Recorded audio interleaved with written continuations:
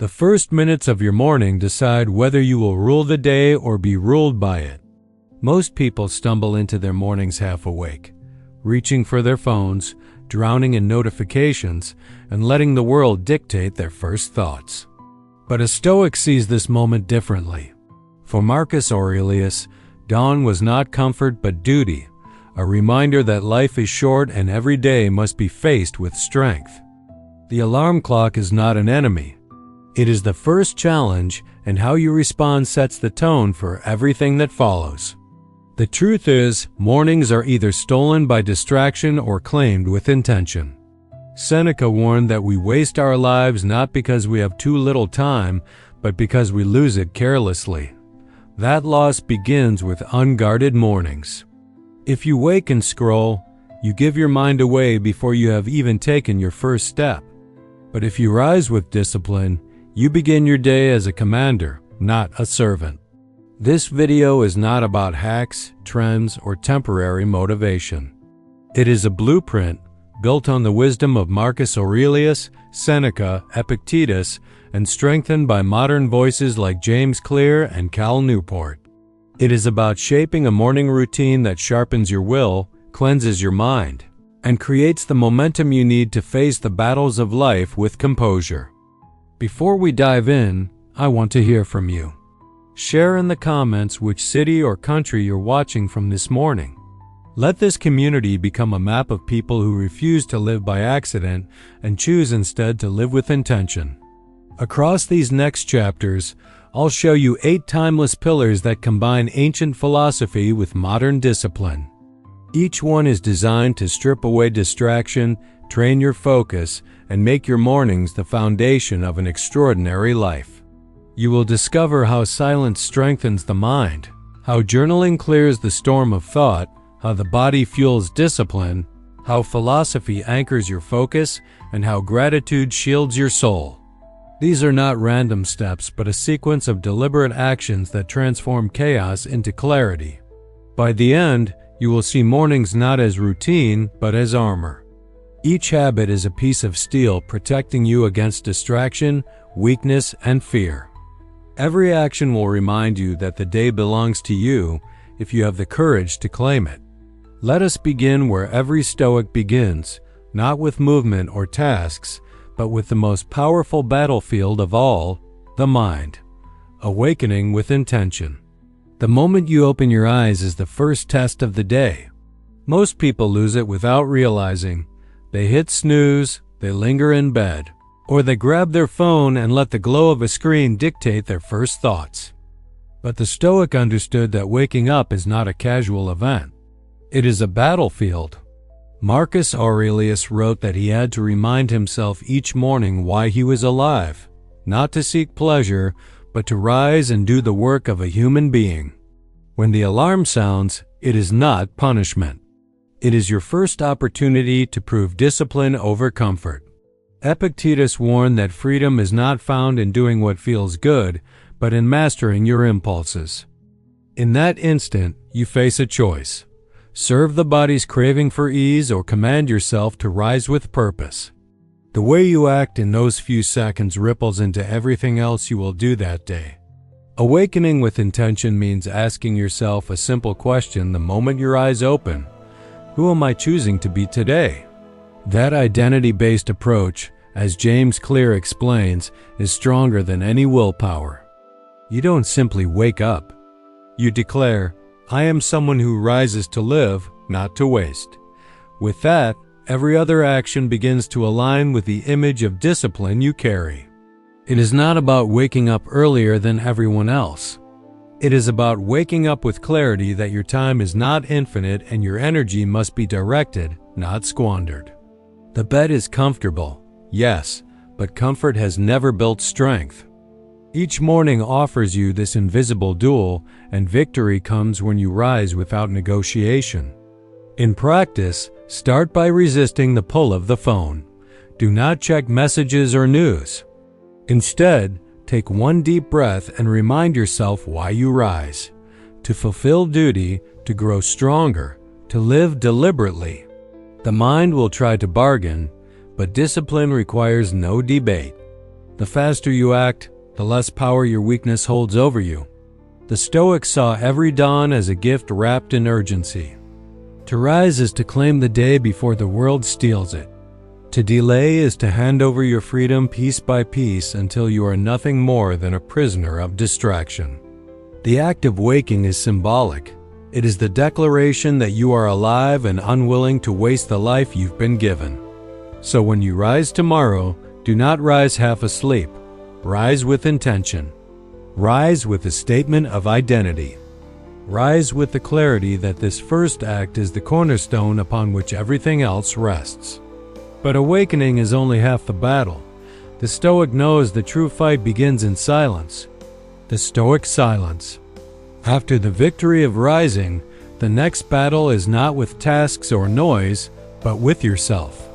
The world wants to rush in, messages, news, endless notifications, but the Stoic refuses to let chaos invade the first sacred minutes of the day. Seneca wrote that nothing is truly ours except our time, and silence is how we claim it back before the demands of the world begin. Silence is not emptiness, it is preparation.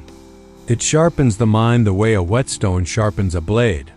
Marcus Aurelius often began his reflections before dawn, reminding himself to expect obstacles, ingratitude, and struggle. But he did not meet those thoughts in noise.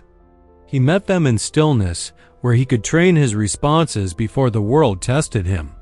In today's terms, silence is your antidote to dopamine overload. Most people begin their mornings bombarding their brain with stimulation. They scroll, they consume, they overload their mind before it has had a chance to breathe. But if you practice silence, 5 minutes of sitting, breathing, and allowing thoughts to settle, you start the day not as a slave to stimulation, but as a master of clarity. This silence is also where you align your energy for deep work. Cal Newport calls it the ability to cut through noise and dive into what matters. A Stoic would recognize that discipline in silence is the seed of discipline in action. If you cannot command yourself to be still, how will you command yourself to focus? The practice is simple. Sit down, breathe slowly, and allow the storm of thoughts to quiet. Notice your impulses without chasing them. This is not meditation in the modern sense, filled with expectation of relaxation. It is the practice of watching yourself, of seeing the mind in motion and deciding not to be ruled by it. In silence, you meet yourself without disguise. You see the weakness, the cravings, the distractions trying to pull you away. And in that stillness, you begin to build strength. It is not glamorous, but it is the forge where resilience is born. Silence also carries symbolism. While the world still sleeps, you rise to sharpen your soul. The morning is not loud. It is steady. And in that steadiness, you find the discipline to face whatever comes. The world outside will be loud soon enough. But for now, in this space of silence, you are sharpening your sword. And once the silence steadies you, the next step is clarity, through the Stoic Journal. The Journal of Clarity. The Stoics did not wake up and drift aimlessly into the day. They anchored their minds with words. Marcus Aurelius left us his Meditations, not a book for others, but a private journal, a training ground where he disciplined his thoughts before facing Rome. That journal was his battlefield in ink, a place where he fought weakness, reminded himself of duty, and shaped his inner strength. To journal in the Stoic sense is not to record events, but to refine perception. You write to expose illusions, to confront fears, and to remind yourself of what is within your control. Epictetus taught that we suffer not from events, but from our judgments about them. The page becomes a mirror where you catch your judgments before they catch you. A simple prompt is enough to reset the mind. What do I fear today? What is mine to control? With those two questions, you cut through anxiety and focus on what matters. The act of writing is more than reflection, it is strategy. It turns vague unease into clarity and transforms emotional noise into ordered thought. In modern terms, this practice is a dopamine detox for the mind. Instead of flooding your brain with external input, you turn inward, stacking the habit of reflection before you expose yourself to distraction. James Clear would call it habit sequencing. Paper before screen, clarity before consumption. By beginning this way, you train your brain to value depth over noise. Do not overcomplicate it. Write a few lines, not essays. Marcus wrote short reminders, not polished speeches. The goal is not beauty but honesty. A few honest sentences can dismantle illusions more effectively than pages of decoration. The point is to catch yourself before the world sways you. The emotional reward is immediate. Journaling removes the storm before it grows. What felt overwhelming becomes defined, and what is defined becomes manageable. You rise from the page lighter, as if your mind has set down a weight it no longer needs to carry.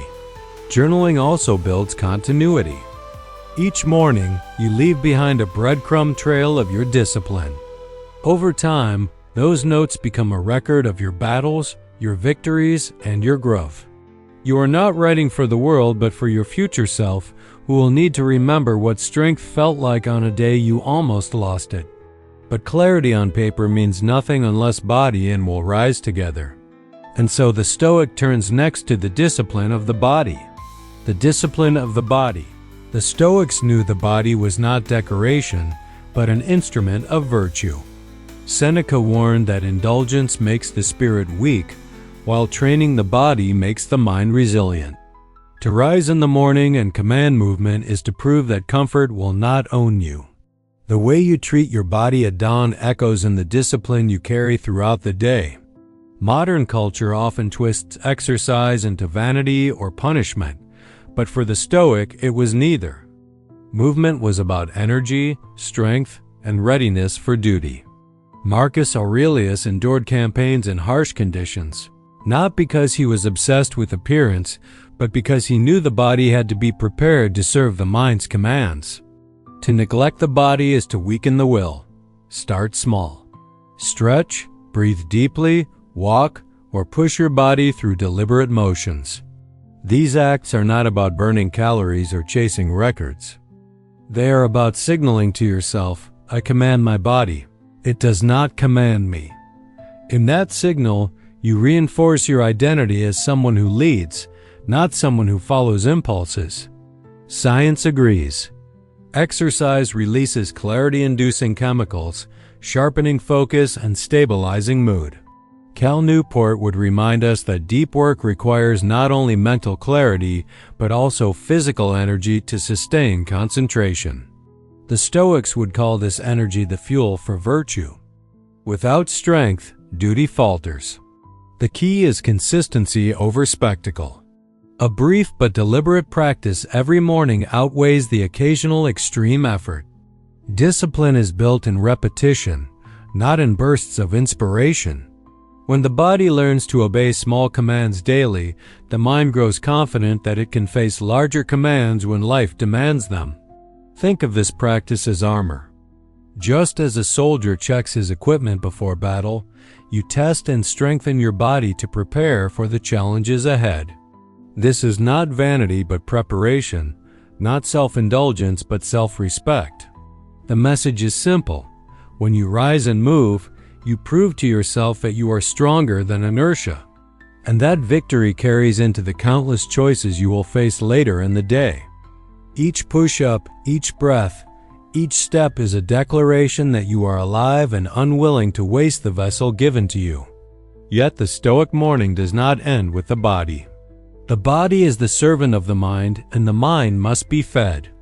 That is why the next step ascends into philosophy, a dose of philosophy. After silence, journaling, and movement, the Stoic morning seeks nourishment not for the stomach, but for the mind. Marcus Aurelius began his days with reminders of human weakness and resilience. He wrote to prepare himself for rudeness, ingratitude, and hardship so that nothing caught him by surprise. Seneca advised rehearsing adversity in thought so misfortune would lose its sting. To take in philosophy at dawn is to dress the mind in armor before stepping into the battlefield of the world. Most people start their day by scrolling through headlines or social media, flooding their brain with noise, fear, and comparison. But the Stoic chooses carefully what enters his mind. 5 minutes with a passage from Epictetus will do more to strengthen you than hours of empty consumption. Philosophy does not numb you. It trains you to see life as it is and to meet it with courage. Think of this moment as mental nutrition. Just as your body weakens without proper food, your mind decays without proper thought. Reading a single Stoic line each morning can redirect the entire day. The obstacle is the way is not just a phrase. It is a shield that reframes every difficulty as opportunity. With such words fresh in your mind, complaints lose their power. In modern terms, this is cognitive priming. You are setting your brain's lens before the world tries to distort it. Cal Newport would argue that input determines output. If you feed your mind depth, you will produce depth. If you feed it noise, you will scatter your focus. The Stoics anticipated this truth long before science confirmed it. The act is simple. Pick a book, a passage, a line, and absorb it slowly. Do not rush. Let the words pierce, not skim. Carry that line with you into the tasks of the day. Philosophy is not decoration but equipment, and one sharp line is often enough to steady you when adversity strikes. This morning ritual turns philosophy into practice. Each day you are reminded that life is fragile, that time is short, that virtue is within your grasp if you choose it. With each repetition, you shape the way you see the world until Stoic clarity becomes your natural response. Remember, the purpose is not to escape life through reading, but to prepare for it. The Stoic did not hide in books. He armed himself with them before stepping into conflict. You too must read not for comfort, but for readiness. And philosophy only matters if it drives the next step, decisive action. The first decisive act. A Stoic morning cannot remain only in thought. Philosophy without action is illusion. The discipline you've built through silence, journaling, movement, and reflection now demands proof. That proof is found in the first decisive act of the day. It may be small, but its impact is immense. Marcus Aurelius urged himself to act as though every moment carried weight because life is nothing more than the sum of our actions. Most people delay. They drift from one distraction to another, waiting for the right mood before beginning.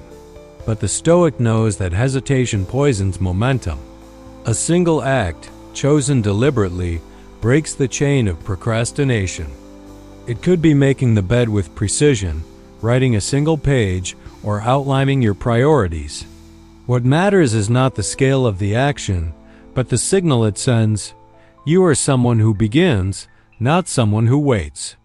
This act creates psychological leverage. By starting with a victory, you build the confidence to face larger tasks. James Clear calls this the power of small wins, actions that confirm your identity and reinforce your discipline. One decisive move at dawn plants a flag in your mind. You are already moving forward while the rest of the world is still waking up. The act must be intentional, not random. Choose something that matters, even in a small way. It should align with your values and move you toward your purpose. When you take this action, you are not just completing a task. You are affirming the type of person you choose to be. Each repetition strengthens that identity until discipline becomes automatic. This principle is as practical as it is profound. The brain loves momentum. When you act decisively, you create energy. That energy fuels the next task, and soon the day begins to build upon itself. But when you stall, when you negotiate with laziness, the opposite occurs.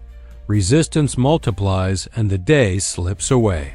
Marcus Aurelius reminded himself that he was born to work with others, to serve, and to act. By beginning with action, you honor that same duty. You show that you are alive not for comfort, but for contribution.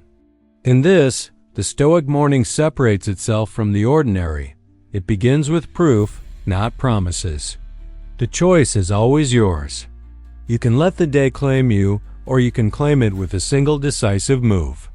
And once you do, the rest of the day bends under the weight of that first victory.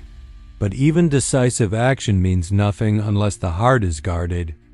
That is why the Stoic morning seals itself with gratitude as armor. Gratitude as armor. Gratitude for the Stoic is not sentimental optimism. It is the sober recognition that life is borrowed and fragile.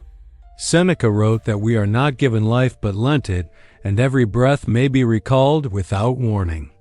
To wake with gratitude is to acknowledge that nothing is owed to you, yet everything is opportunity. It is not weakness to give thanks.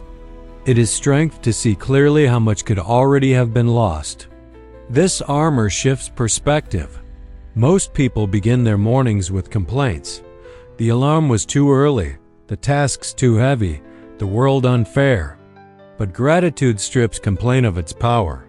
When you declare, "I am grateful for this day," you disarm resentment before it takes hold. Marcus Aurelius reminded himself daily that obstacles, unkind people, and hardship were all part of nature, and to be grateful for them was to accept life fully. A practical step is simple. Name one person and one challenge you are grateful for. The person reminds you that you are not alone, and the challenge reminds you that you are still capable of growth. In this way, even pain becomes a teacher, and even difficulty becomes proof that you are alive and learning.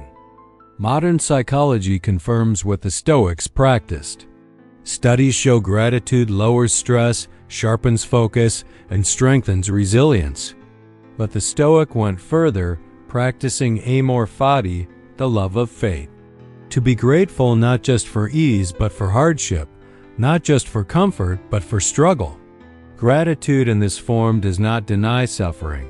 It transforms it into fuel. Think of gratitude as a shield you raise before stepping into the noise of the world. Without it, every slight, every problem, every frustration strikes directly at you. With it, those same blows glance off, unable to penetrate the perspective you have chosen. Gratitude makes you unshakable, because you have already decided that everything you meet has value. In practice, this habit takes less than a minute but changes the direction of the entire day. A whispered acknowledgement, a written note, or even a quiet thought of thanks anchors the mind. What seemed heavy becomes lighter. What seemed unbearable becomes a lesson. Gratitude reminds you that life is not guaranteed, and therefore every morning is already victory. This armor completes the morning's preparation. The mind is steady, the body trained, the thoughts sharpened, and the heart protected. Yet one step remains to seal the discipline fully. And now, with mind steady and heart armored, there remains one final seal, the oath of the Stoic, the oath of the morning.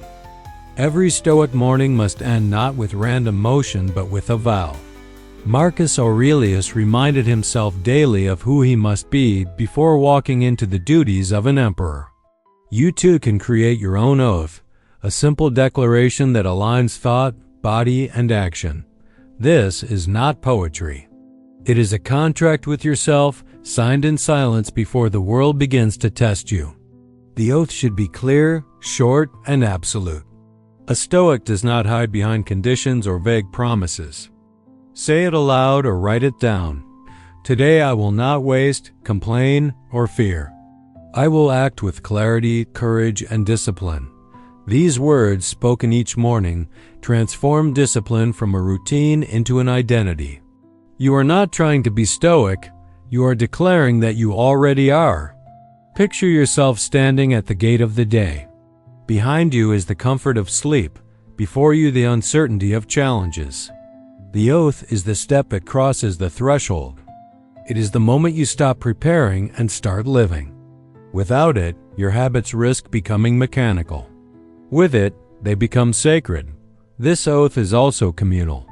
When Marcus wrote, He was alone, yet his words echo centuries later. When you share your oath, you remind yourself and others that discipline is contagious.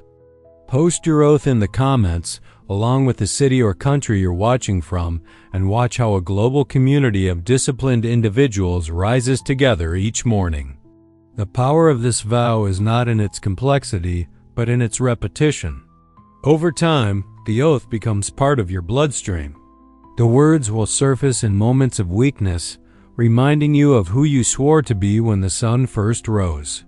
That memory is stronger than temptation, sharper than fear.